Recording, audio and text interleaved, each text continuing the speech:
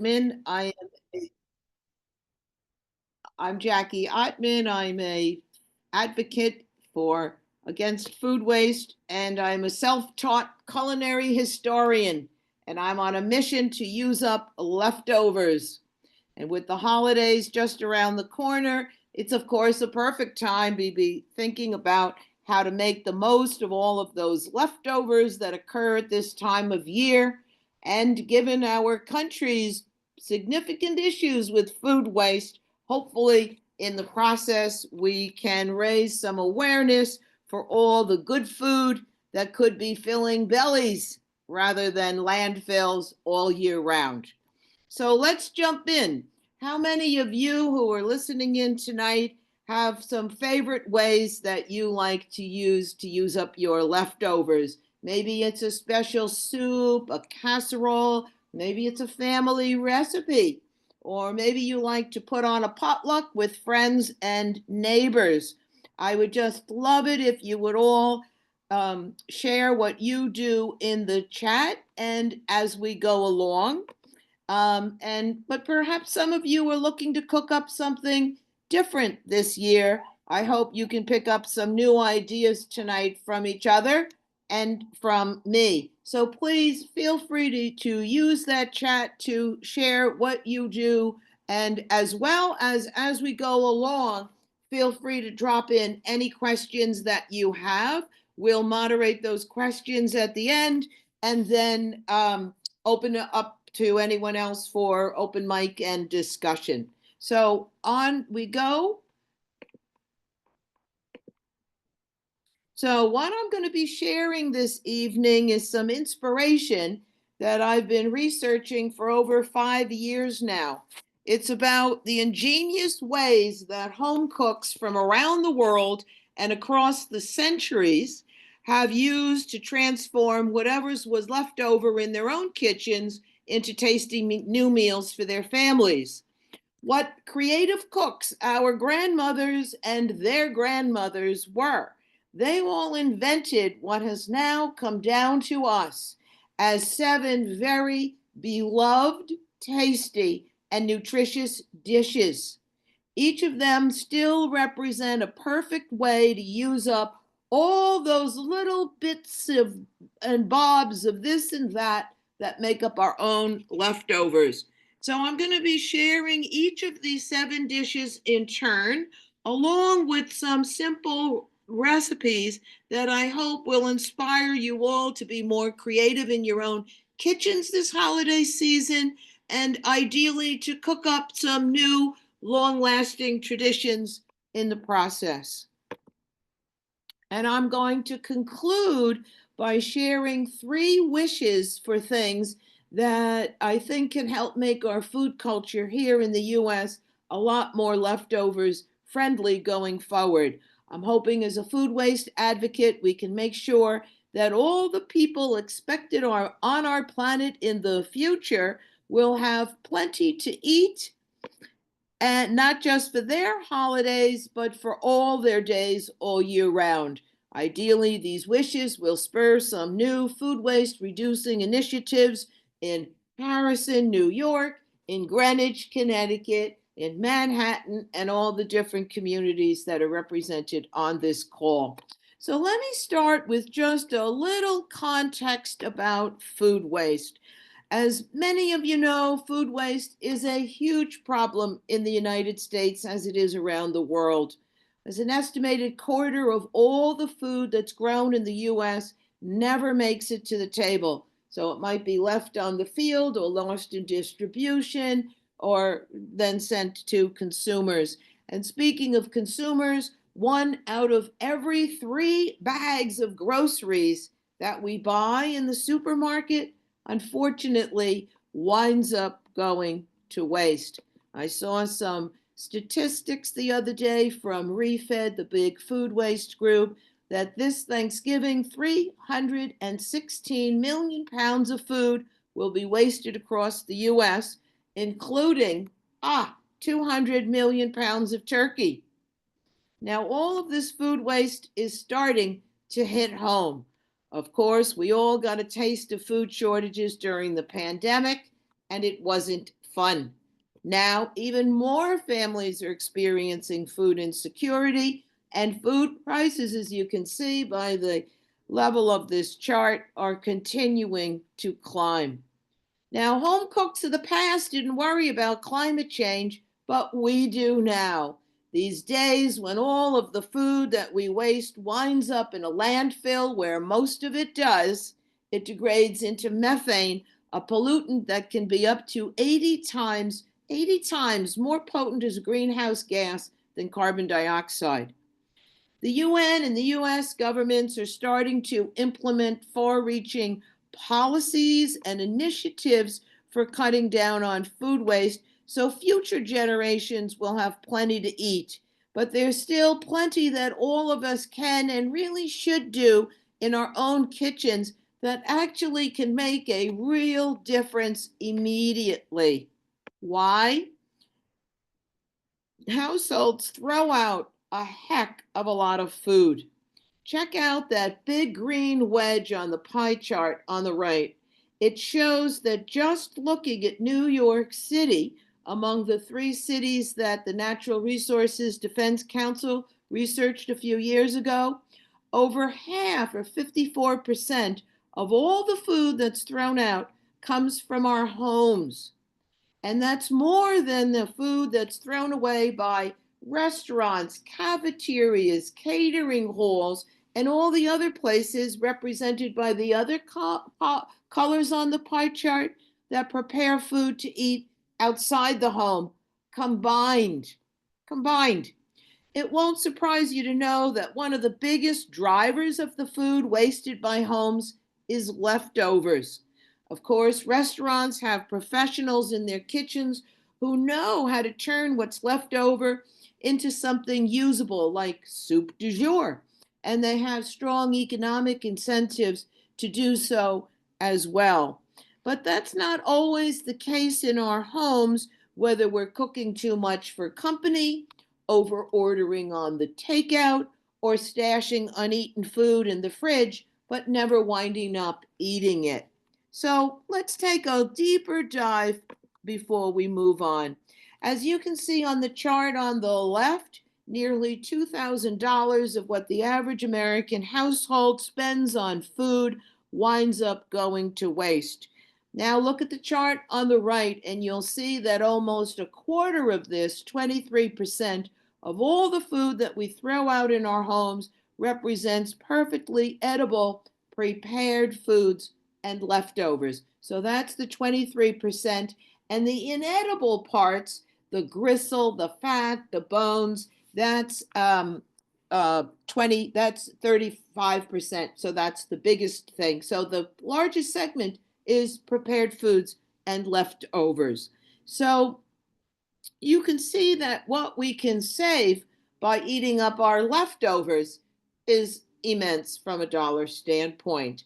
And that cost is only going to go up as prices continue to rise and we eat more food in restaurants and takeout. Now, let's define leftovers. To paraphrase Wikipedia, leftovers can be defined as the edible remains of a meal stored with the intention of eating them later. So we're talking about what's left in the casserole after supper is over, but I think the definition should be expanded to include the raw ingredients that didn't make it into a mixing bowl. You know, that big bunch of celery after you've cut off 3 stalks for your recipe, and all the rest of that tomato paste left behind in the can when you've just doled out only 1 tablespoonful. But many of us no longer cook.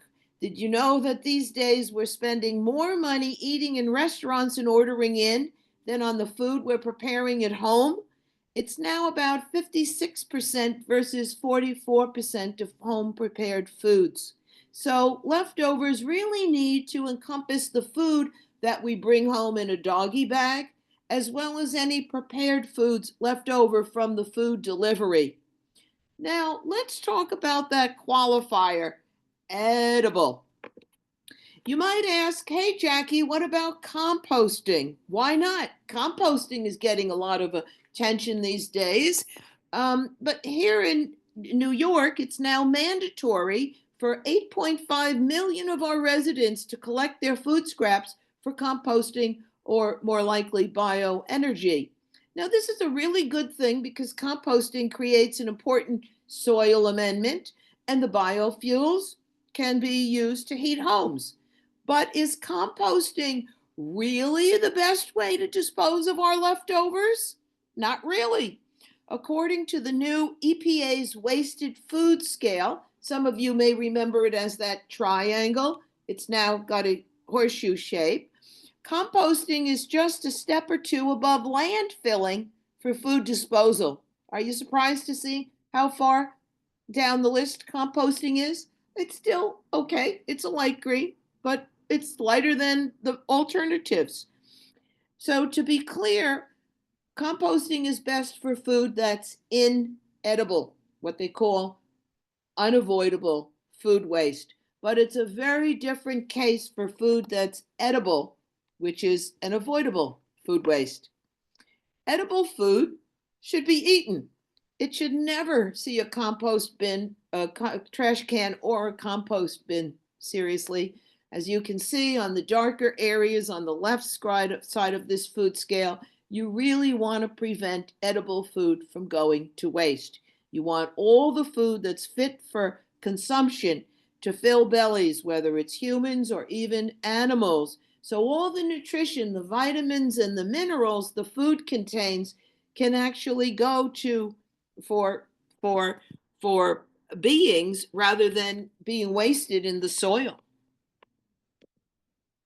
So, how can we encourage people to eat up all those leftovers?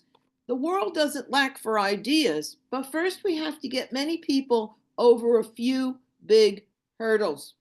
Hurdle number one is we're no longer teaching our kids to cook. I'm still searching for the specific numbers, but it seems pretty clear from the trends, given that so many moms now work, so many grannies now live across the country, and so many teachers are more likely teaching computer skills than cooking, that we're not teaching the kids. Let me ask you, how many young people do you all know who think the best way to reheat pizza is in a microwave? I made my point. Relatedly, many Americans don't know how to properly store food so it lasts more than a day or so in the fridge. And this is another big driver of food waste. Many consumers misconstrue date labels, the best by, the sell before dates, thinking they represent an expiration date. You'll never see the words expiration date on any food but infant formula. You see that on drugs. And when consumers see a date, they think they have to throw away the food, which is not necessarily true. All you need usually is the sniff test. Does it smell bad? Etc. And then, of course, there's the emotional side of leftovers, the boredom associated with eating the same thing night after night, or even just one night later, the fear of getting sick, which could be real, or even the shame experienced by some when asking for a doggy bag. Thankfully, leftovers are getting a lot of good attention these days. During the pandemic, of course, leftovers were all over social media, as well as the morning shows. Lots of celebrity chefs, food writers, and TikTokers like to talk still about how much they love leftovers. But now, with so many more reasons than empty store shelves, we need to turn up the dial. We need to engage as many cooks as possible with new ways to keep leftovers top of mind.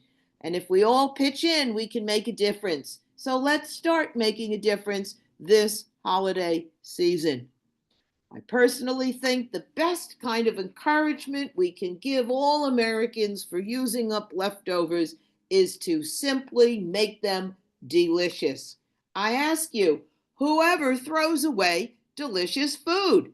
It's what prompts you to put it in the fridge in the first place, probably helped by a little food guilt, throwing it away. But it's also what prompts you to ask the waiter for the doggy bag. You want to take the food home if it's so good.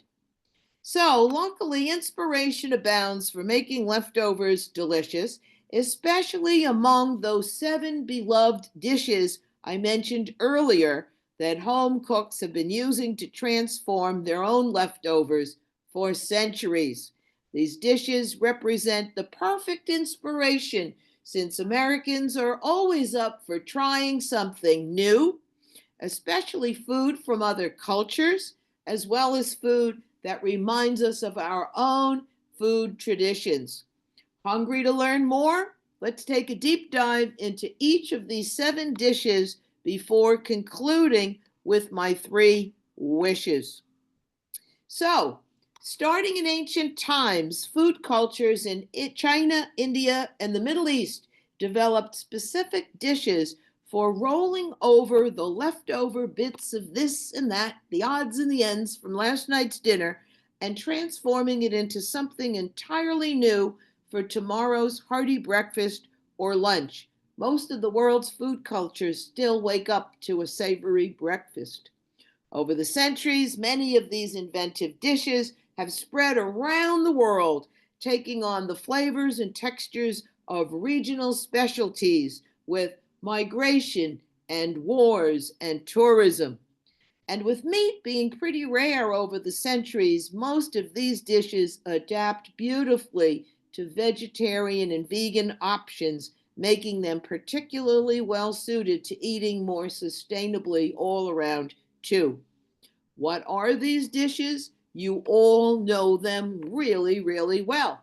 They're the savory pies and tarts that represent a perfect spot to tuck in that leftover chicken and vegetables. It's the fried rice that the Chinese have ingeniously been using for centuries to repurpose day old rice. It's the savory soups and stews that can be recharged seemingly forever. They're also the flavorful curries that were first created in India that have now found their way onto more tables in the UK than bangers and mash. They're also the grain bowls, beloved by monks initially for their balance, that the health conscious youth among us today enjoy. There are also the omelets and the frittatas, chock full of leftover meats and veggies that we happily consume on a Sunday morning with a mimosa or two for a laid back brunch. And finally, they're the breaded fish cakes, golden fried with an egg on top, that make a great meal anytime. You have likely enjoyed every one of these dishes, but what you may not have tried yet are the many exciting variations of these dishes that have sprung up around the world with the various forces that I mentioned. So that's the hopefully inspiring news that I want to share with you tonight. And I'm going to start with soup. The scorch marks on the ceramic pot you see on the bottom left corner suggest that soups may have been invented in China during an ice age as long as 20,000 BC. I don't think they had Campbell's then. Perhaps starting as a poor man's stew without much more in the bowl than some weak flavorings, soup is now universal. It is consumed by young and old, the healthy and the sick. Every food culture in the world has soups of all kinds, colors, and textures. And each country has its own soup culture, the traditions, occasions, etiquette, and accoutrement for serving and eating soup. Even TV characters like Seinfeld Soup Nazi. Soup is ubiquitous. It's featured on menus from diners to five-star restaurants. It's waiting for you on a supermarket shelf, ready to eat from a can, prepared in a cup, or made from a cube, pouch, or packet. Soup has even gone to the moon. And of course, it's the backbone of soup kitchens because soup is at once so economical and nutritious. From those humble origins so long ago, today there are hot soups and cold soups, clear soups, and cream soups. There are soups for breakfast like Japanese miso soup that you see here on the top middle row, cold soups that are perfect for a summertime lunch like Spanish gazpacho, and even soups for dessert like Hungarian sour cherry meglavesh. I hope I pronounced that correctly.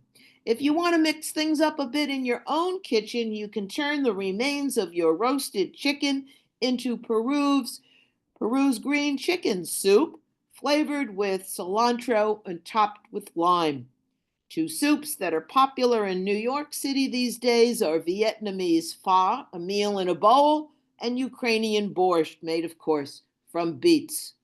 Soup's versatility makes it a great dish to use up any ingredient you have.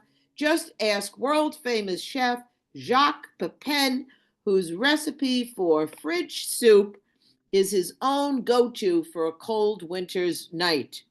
By the way, to help you make his fridge soup yourself, along with others I'm going to show you in a minute, just click on the link in the chat that's will be up there soon, or definitely at the end of this presentation. Galena is going to put it up there for us, and you can go after the presentation to a page on my website and request a copy of that PDF.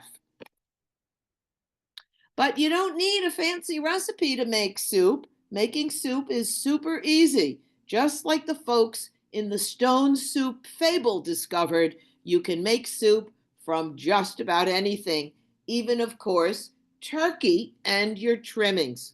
You start with a pre-made stock or simply buy broth in a store. Whatever meat, poultry, fish, or vegetables, add them in with whatever seasonings. You want to simmer it to reduce and concentrate the flavor. And if you like, you can add a little milk or cream just before serving. And for a more textured result, you can puree it all in a blender. Let's turn now to another super popular dish that makes a perfect container for leftovers: eggs. Dishes made with eggs, like omelets in France, frittatas in Italy, have savory as well as sweet roots that trace to the ancient Persia and Rome. Typically cooked in a stovetop skillet and baked, eggs act as a binder for the small pieces of meat and vegetable that make them taste so good. Enjoy omelets for breakfast, brunch, lunch, or a light dinner with a salad. We have Napoleon to thank for omelets being so popular in France. It is believed that he was served the first known French omelet by an innkeeper in Bessières, France. He was immediately enamored, and Napoleon requested the innkeeper prepare them for his entire army, and the rest is history. I'm sorry, I see a hand being raised on my little leadership view here. Can you put whatever questions you might have now in the chat, and we can answer them either later on, or one of the two moderators can choose to interrupt me for clarity at this point, if that's okay. So Napoleon ordered them made for his entire army. And the French pride themselves on omelets that are flat and golden yellow, like the way you see in the picture. But here in the US, we prefer Denver or Western omelets. We like them a bit crusty on the outside and seeing them burst with red peppers, ham, and other hearty ingredients. Omelets served in the rest of the world have their own distinctive colors, shapes, and sizes. Italian frittatas are big and round as the skillet. They are baked in. Spain's tortilla de patatas are almost as white as the potatoes they contain. Korea's gyeonmari is flavored with diced onion, ham, and sesame oil, and it's rolled like you see in the picture on the bottom before being cut into pieces. Iran's kuku sabzi is green and herby and sprinkled with bright red cranberries. And speaking of red, while Japan's omurice is stuffed with flavored rice and, no kidding, dressed up with a zigzag of ketchup. It's something they learned from the American soldiers during World War II. Many restaurants serve omelets du jour, so I suppose you could enjoy a different one every day of the year. But for your own everyday leftovers, you can try Chef Julia Turshen's customizable chicken sink frittata, featured in her cookbook, Simply Julia. And after a special occasion like the Super Bowl, you can try a leftover game day egg bake of spicy buffalo wings and blue cheese. I suppose you could do the same thing with your turkey leftovers, too. Rachel Ray is a big frittata fan. She likes to make frittata from leftover pasta. It looks like a pizza, which she touts is fun, easy to make, and great for any meal. To make a frittata yourself, simply whisk together some eggs with cream and seasonings, then drop in whatever ingredients and leftovers you have on hand and bake it right in the skillet until the eggs have cooked through and form that binder around, a delicious binder around all of your special ingredients you've dropped in. Now, let's try out grain bowls. They are being reinvented as we speak with a younger, health conscious eater in mind. Grain bowls were created in Central to East Asia. The ever adaptable grain bowl traces its roots to the Buddha and later on to monks who would eat a balanced diet from simple ingredients collected in their bowls.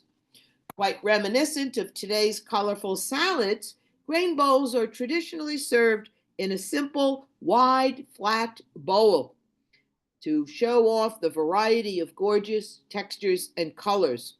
Today, grain bowls are an Instagram favorite. They're served at hot restaurants like Chipotle, Dig, and Sweetgreen. They can be eaten for breakfast, lunch, or dinner, and they enjoy a growing following around the world, led by celebrity chefs and athletes who value their balanced nutrition. Martha Stewart coined the term Buddha Bowl in her 2013 cookbook named Meatless. As you can see here, grain bowls can be made with literally endless variations, such as the ones that many cultures have developed with their own local flares. So let's dig into a Jamaica jerk chicken grain bowl flavored with mango and lime. How about a Moroccan chicken or lamb grain bowl seasoned with a special Moroccan spice blend?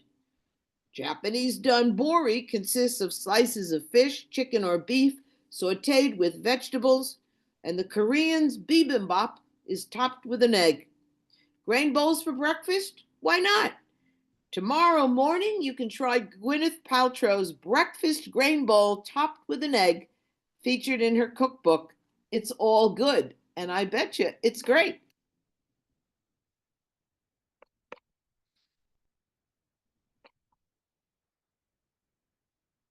Uh, my my computer has frozen. My computer has frozen.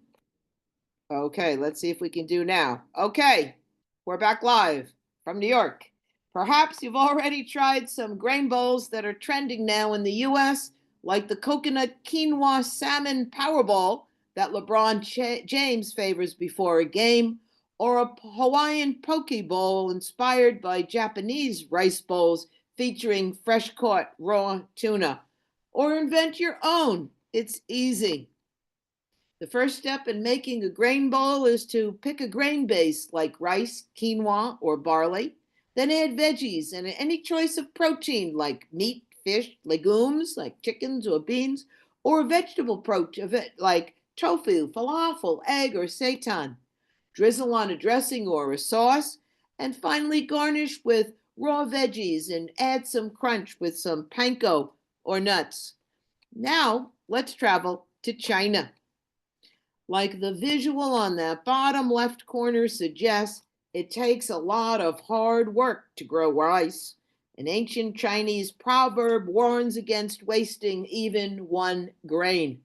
So it's not surprising that the Chinese developed fried rice, but over 1900 years ago in the city of Yangzhou in eastern Jiangsu province.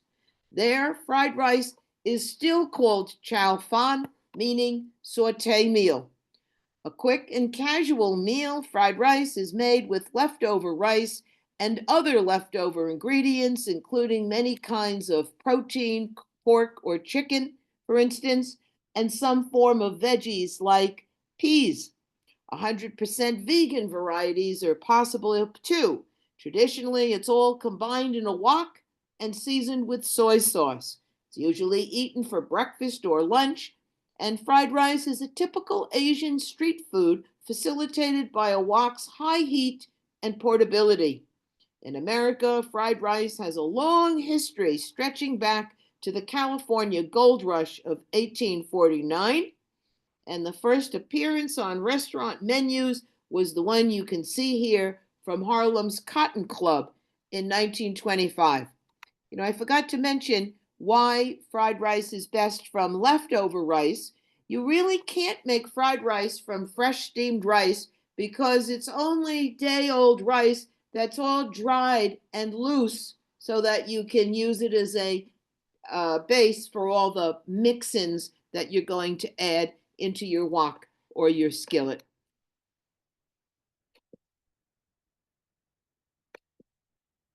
Now, fried rice has been traveling with the Chinese across all the other continents besides America. Starting on the top row, tasty examples include a Korean fried rice made with kimchi, their fermented cabbage, a Peruvian fried rice filled with bell peppers and red and green onions, Cuban fried rice made with chicken, ham, and shrimps, and India's tawa pulao made with a fragrant basmati rice. Are you vegan? No problem. Fried rice can be healthy and satisfied when made from tender vegetables and crispy baked tofu, and even California rice, so you don't even have to make fried rice from rice. It can be cauliflower rice. If delicacies are your thing, you can now order fried rice spiked with lobster or wagyu beef. Are you trying to avoid fried foods? No worries. Top chef Stephanie Izzard has a recipe for making fried, quote unquote, fried rice on a baking sheet instead of a wok. Whether it's a simple dish prepped in the street or in the toniest restaurant, fried rice is super simple to make. It takes just 4 steps. First, you saute some veggies or meat in a skillet or a wok. You scramble in an egg or two to help bind the tidbits together, and then mix in your day-old rice. Add some favorite flavorings like soy sauce or sriracha, and garnish with cilantro and green onions. Got Thanksgiving leftovers? Sure you will. Use the same template to make a fried rice from your entire Thanksgiving meal.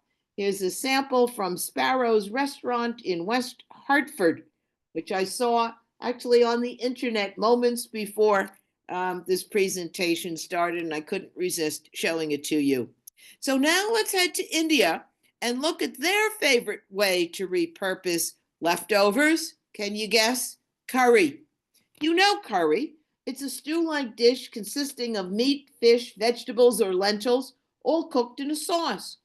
But did you know that curry originated in India in 2600 BC? Just like all stews, it's superbly capable of accommodating nearly any kind of leftover.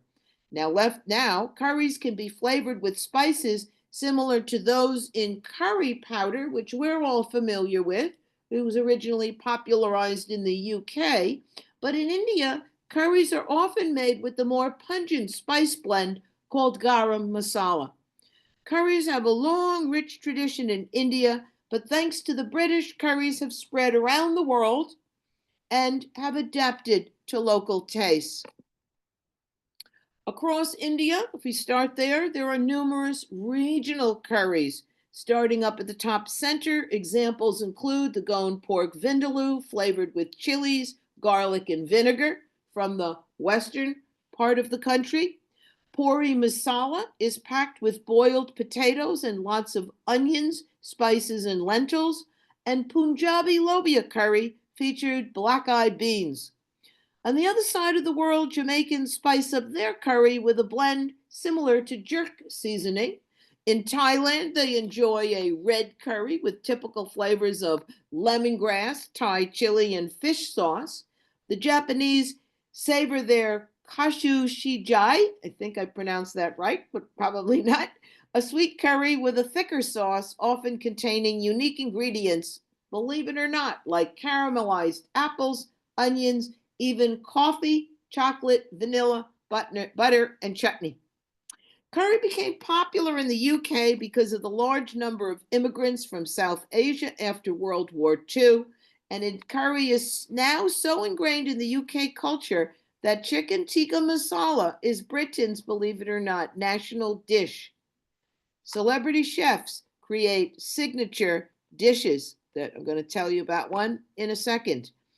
Now, although its ingredients may sound exotic, curry can be rather simple to make.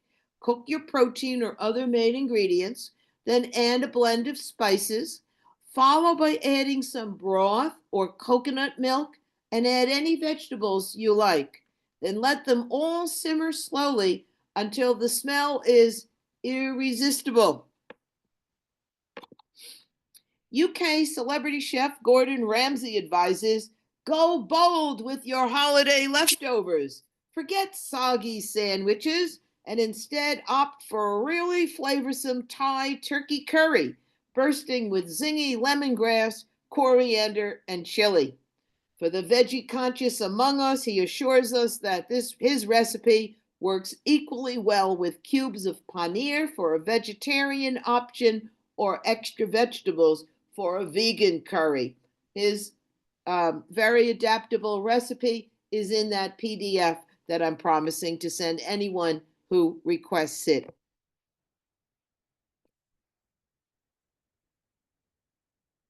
Our sixth dish is savory pies and tarts.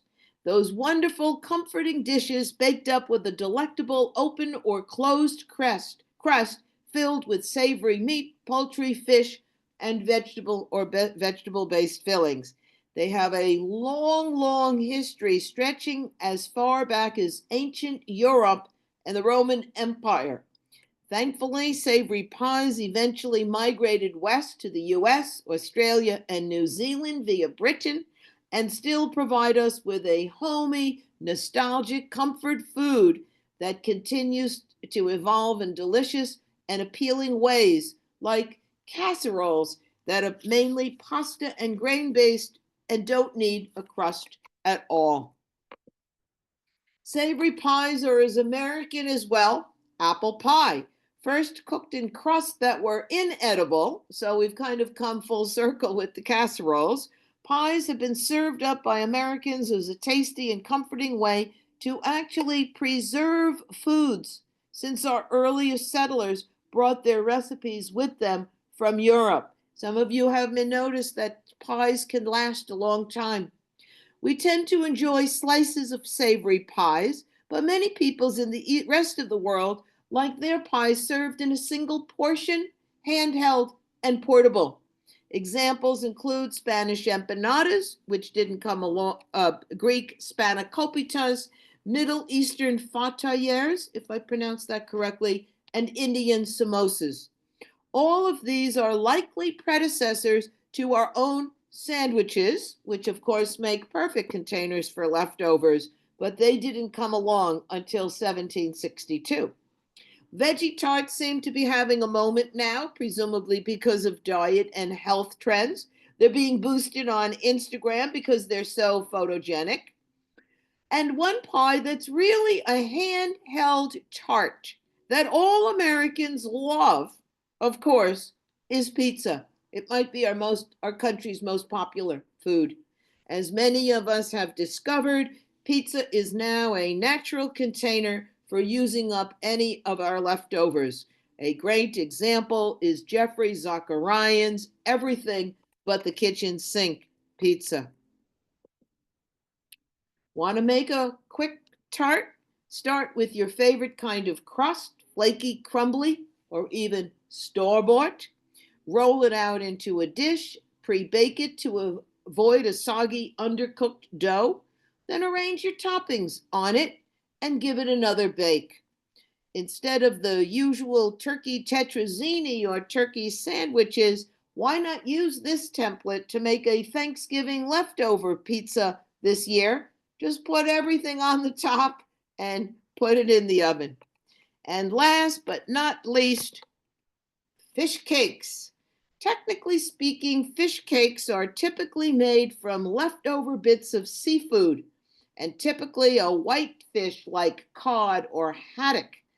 Fish cakes are ground up, the fish is ground up, combined with a starch like breadcrumbs or mashed potato, and some other flavorsome ingredients.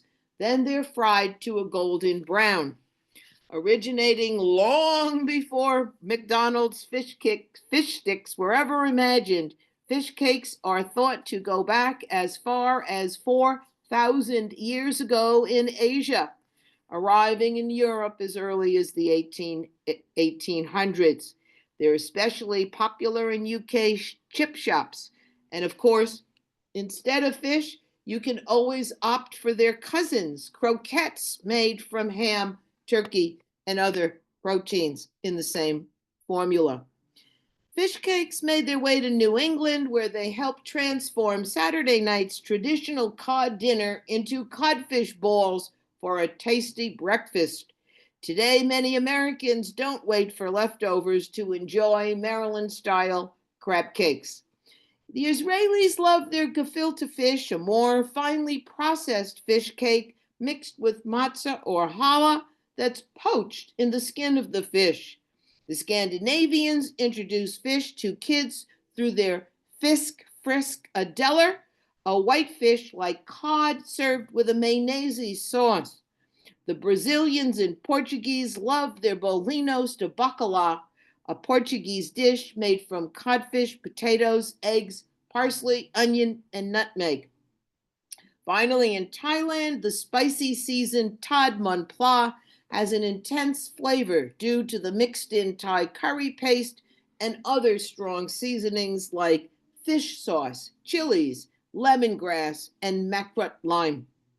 With overfishing threatening many fisheries these days, it's absolutely crucial to not let any of this tasty protein go to waste. Thankfully, fish cakes make a great dish for any occasion or meal. Canadian chef and food waste advocate Christine Tizard loves hers made from leftover salmon and potatoes fried in a skillet. If any of you enjoy the Feast of the Seven Dishes for Christmas Eve, you might want to make some fish cakes for a special Christmas breakfast. To make fish cakes at home on Sunday, on Christmas morning, or any morning, simply mash together last night's cooked fish with some sort of starch like potatoes or breadcrumbs.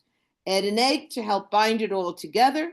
Form little patties and dip them in breadcrumbs or panko and fry them up. There's plenty of inspiration for even more variations on these 7 great dishes. Just check out the numerous cookbooks that can help us explore these resilient creations further. For example, food writer Molly Watson, in her book Bowls, in the upper right corner there, offers 26 recipes for grain bowls, plus 90 more recipes for the mix and match components. I hope by now you're not just hungry, I apologize for that, but also curious enough to ask, what leftovers might I have on hand right now that I can reinvent in tomorrow's breakfast or lunch? And importantly, in the subject for tonight, how can I transform this year's holiday turkey or ham or other proteins? While you're eating your tasty creation to be, please think about some bigger questions about how we can all pitch in to help engage our broader society in this to make our I'm sorry, I got distracted. How we can all pitch in to help make ours a more leftover friendly food culture. So I'm going to conclude by sharing my own top 3 ideas for using these 7 dishes to help engage our broader society in this mission. I'm sure you'll have ideas of your own, which I hope you'll share in the chat and afterwards when we open up the mics. Like ideas for all new policies, programs, and products, they take the form of a wish. Here are my 3 top wishes. First, I wish that every child in America could learn how to transform their leftovers for life. In the past, children learned how to cook in their family's kitchen, helping out parents and grandparents in making family meals. Recipes were passed down from generation to generation. Memories were created as much as meals. Sadly, as we shift cooking responsibilities from mom and grandmom to takeout and out of home eateries, as a society, we're losing our cooking skills. So I say, let's have a take our so I say we have a take our kids to work day, but perhaps we need a national teach our kids to cook day. Let's build it around a lofty goal of making sure every child in America graduates from high school knowing how to make at least one of these dishes as their lifelong go-to for their own leftovers. My go-to is fried rice. I love Asian food these days, and it's just so easy to make. I think I'm getting a wok for Christmas. I've heard. So please fill in your own go-tos there. I really want a lot of sharing going on. What's your own go-to for leftovers if you have one?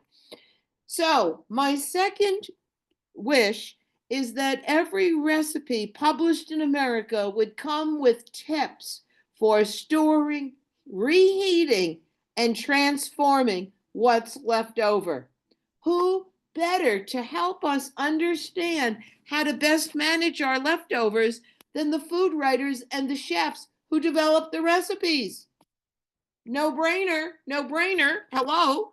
Thank you, Melissa Clark of the New York Times, for doing this in many of the recipes that you share in the food section. And my third wish, among many others that I have, is I wish that restaurants and cafeterias would insert tips for reheating and storing every food delivery and doggy bag. Let's start by using up that valuable real estate that's on the inside cover of pizza boxes. As you can see on the left, Domino's in Australia already does this. What about your own local pizza shops, folks? Come on, you gotta give them this idea.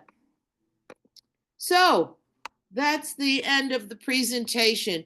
Thank you so much for listening and sharing your ideas in the chat to empower all of you to go forth, experiment, adapt, adopt, and steal these recipes this holiday season. I prepared a free PDF of the recipes I mentioned. To request a copy, simply go to wehatetowaste.com/leftovers and follow the instructions. There you'll see recordings of previous webinars like this and other free things that you can request as well as a free download. Now let's talk about any questions or comments that you may have, and I'll go take a look at the chat. Galena and Sharon are also been monitoring the chat, and so please, one of you, throw out the first ball and tell us what kinds of questions are up there. Okay, that will be me first going. So I just posted that information in the chat so everyone can click and copy the link and you can download the PDF. Thank you so much. That was amazing presentation, fantastic. And I Thank you, also put Galina. in the chat that you mentioned wonderful cookbooks, and I have to say we're so proud. We have very amazing, fantastic cookbook collection, and we're actually going to have cookbook party on Monday, November 18th at 5:30 p.m. at West Harrison branch. So you're welcome to bring your own favorite cookbook and share recipes about your favorite food and leftovers. Yay! Terrific. What a nice tie-in, Galena. Oh, I wish I could come. I hope everybody who can goes, because I'm sure that's a very special, when people get together and talk about food, it is a very special thing. Thank you for mentioning that, Galena, and for organizing that. Yeah, our cooking programs and cooking demos are the most popular programs. Yeah, so I see you've put it in the chat. The cookbook party is Monday, November 18th Yeah. at 5:30 at the West. So does everyone understand that was there more than one library in Harrison, George? Just the We West have Harrison the Library. main library downtown, and we have a branch at West Harrison. So Okay, so it it's at will the be West after Harrison branch. branch. Great. I Yes. remember when I was talking to the Greenwich people that you have 4 branches up there. So I just wanted to clarify. Great. Yep. So are there any other questions? I see some really nice comments. Thank you, everybody. Um, uh, Allie says she didn't know pies are a way to preserve food. Yeah, they kind of form a little vacuum in there, but also, you know, the inside of a pie looks like a stew, right? And so many of these dishes that I've showed you are soup. So the fact that there's the water, the salt, these other ingredients, they all act to help act as a preservative, Um, Jackie, especially, yes. we have a few specific questions from Bonnie, and she was asking about what are your thoughts about the wild shrimp versus farm raised, or best oil for sauteing food, and what do you think about better than bouillon?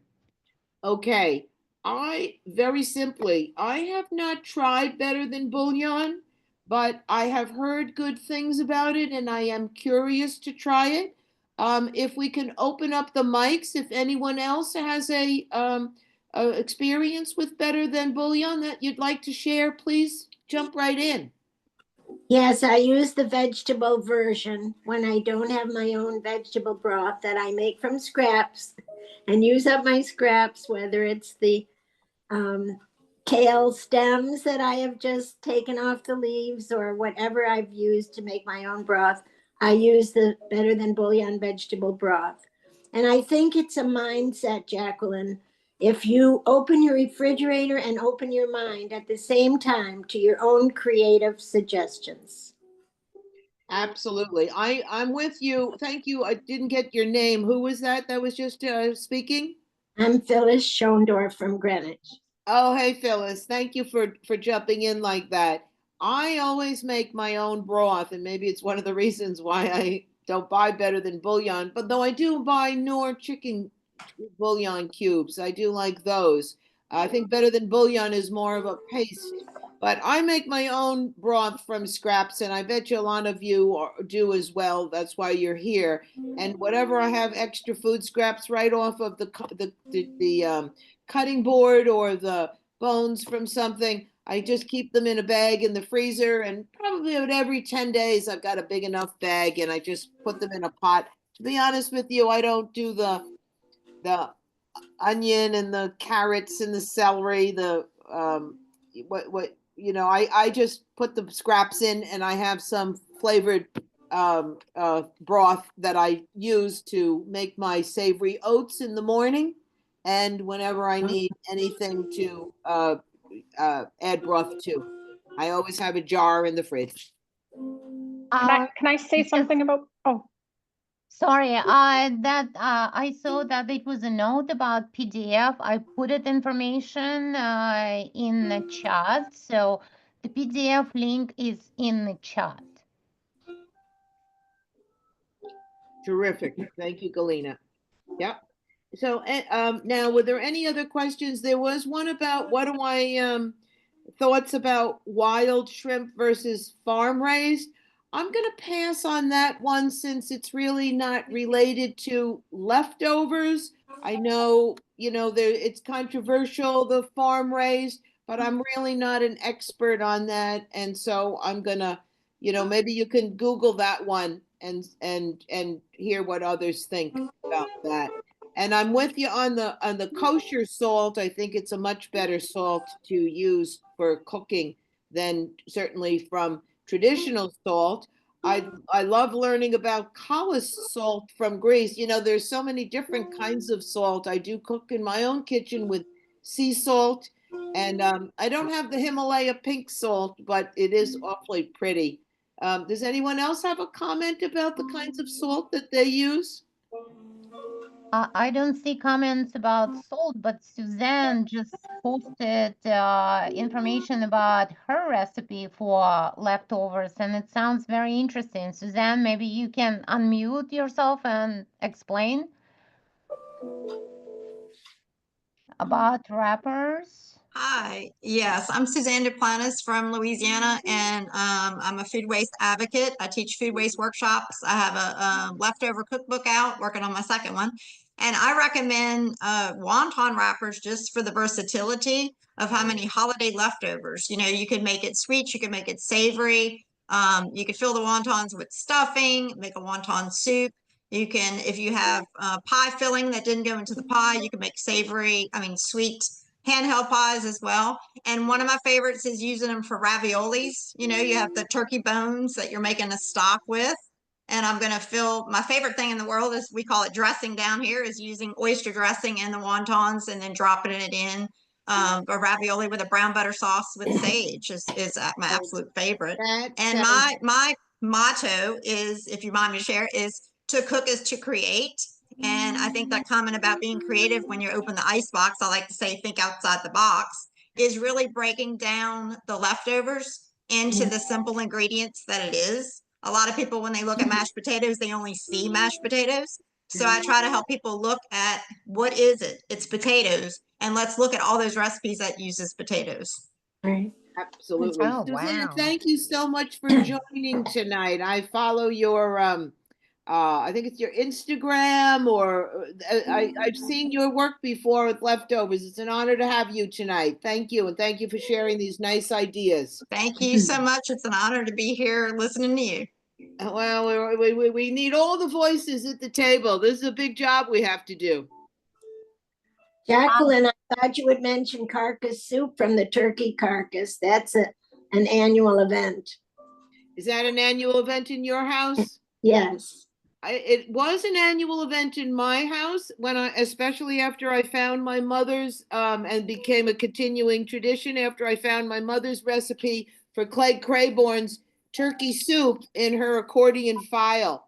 So I kept the tradition for a while, and then I now do other things. I'm not as enamored with it, but I guess, like with all things, even with the leftovers, we need to take a break and try something new every once in a while too, right?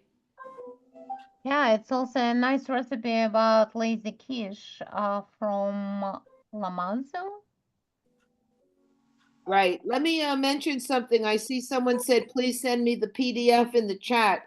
In order to get to the PDF, we don't have all your emails and everything. You have to go to that site, and then you can send your email to an email address at the site we've just put into the chat.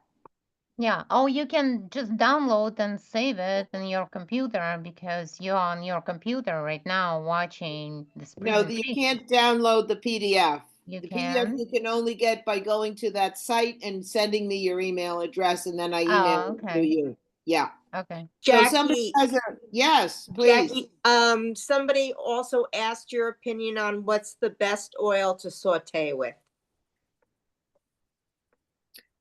I use olive oil in general, but some of you who are, please feel free to share your own oils. I think it Thank also depends upon the recipe, and like some people like canola oil because it's bland, or peanut oil to give or more of a flavor to. I think it really depends upon what the recipe is. I hope that was helpful. Yeah, I'm sure it was. Does the cook? I see this. Someone mentioned the Scouts. Is there a cooking merit badge? I remember earning the cooking merit badge when I was a Scout. I hope they still have it. I know they've been into entrepreneurship, the Scouts, with getting everybody to sell cookies. Okay, it was a question about recording, and I posted in the chat. Recording will be posted on our YouTube channel by the end of this week. Terrific. Good to know. Thank you. Good to know. Anne Marie Bono is here. Anne Marie, are you still with us? Anne Marie is the very famous. Still here. Good, Anne Not Marie. famous. Yes, you are famous, Anne Marie. Everybody has to go to Amazon or your favorite site and buy her Zero Waste Cooking Cookbook, or Zero Waste Chef. What's the name of it, Anne Marie? Zero Waste Chef. Zero Waste Chef. And she put the suggestion in here: clear the fridge soup. Anne Marie is a real expert on soup, and I bet you her clear the fridge soup is going to be delicious. Yeah, I wanted to mention, so some of you are talking about better than bouillon. And what I've been doing lately, I chop up a bunch of vegetables. I always want to have carrots, celery, and onions, like a mirepoix, and I chop them up really small, and then I chop up whatever else I might have, like a bell pepper that's looking sad, or maybe some tomato, and I cook that down with some salt, and then maybe add water if it's too dry, and then I get like homemade bouillon. Wow. So I freeze it by the tablespoonful, and then when I need broth, I just take out a spoonful. I do 1 tablespoon to 2 cups hot water, and the last batch I made, I remember there was a sad bell pepper that I put in. I mean, it's a great thing to use those sad vegetables for. Plus, you get broth. So also, what's really I'm very excited about it. Oh, excellent suggestion. One thing that's special about broth is that you can put things in it that have dried that you might be tempted to throw out, like stale bread. I never researched the history of French onion soup, but my guess is that it was a way to use up the stale bread and make a very economical soup with nothing more than an onion. And then I think later on the cheese was added. So there's lots of things that dry out that can go into soup and be revitalized. Oh yeah. Yeah, like sad mushrooms, or sad bread. Lettuce, you just have to kind of spritz a little bit and it pops right back up. I think it's all because of the cooking that we're lacking. We don't have the skills to know, about what the sniff test for Best Buy and date labels, or to how to revitalize simple things in our kitchens. Yeah. Even you can take a carrot that's all wobbly and you can put it in a soup and it's perfect. Yep. I think you just have to be careful about the smell of things, because if something is smelly, it's likely off, but also it can then, overtake the rest of your dish, and kind of be a little bit of a contaminant. I don't know if that's too strong a word. Yes, French toast is made with old bread, again, revitalized by the eggs. Yeah. And who doesn't like French toast? I should do another variation on all of this, is how the French use up leftovers. It could fill its entire presentation. And I've also recently read Fuchsia Dunlop's Invitation to a Banquet, and it's all about the history of Chinese food. And right in the introduction, she explains that the Chinese cuisine is the most efficient in the world. It's like goes beyond nose to tail, because the Chinese, even to this day, can't feed themselves, and so they relied on eating every grain of rice and have come up with a cuisine that is delicious as well as efficient. So I think we should all learn how to cook Chinese food. That's my next presentation too. Okay, well, looking forward to it. Thank you so much. It was very informative. Thank you, Yes, Galena. thank you so much, presentation. Jackie. Thank you, Galena. Thank you, Sharon. Shout out to Waste Free Greenwich, and shout out to the Harrison Public Library. I hope everyone comes over to the cookbook party on Monday. Yes, please bring your kids. Bring your Bring kids. the I'm kids. hungry. Bring the kids. Need to And go and please, cook. at the Harrison Public Library next year's Waste Free Greenwich, please stage to take teach our kids to cook day in Greenwich Yes. and Harrison. Please, somebody's got to Will get the do. ball rolling on that idea. Thank you Love so it. much. Okay, Thank bye-bye, Have a you. wonderful everybody. night. Thanks, Bye. Thank everybody, for you. coming. Good night. Good night. Thanks. Bye.